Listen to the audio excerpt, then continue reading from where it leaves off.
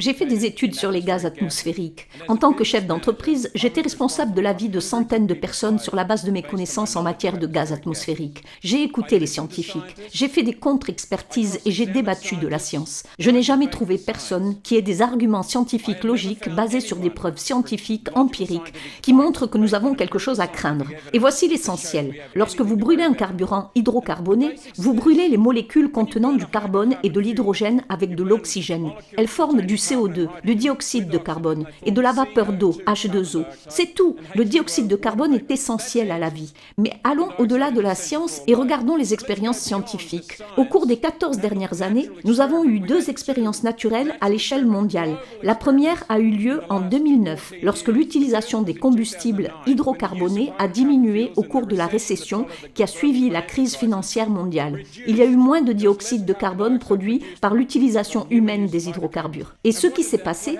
c'est que le niveau de dioxyde de carbone dans l'atmosphère a continué à augmenter. Et ce qui s'est passé en 2020, lorsque nous avons eu une récession majeure, presque une dépression dans le monde entier en raison des restrictions Covid imposées par les gouvernements.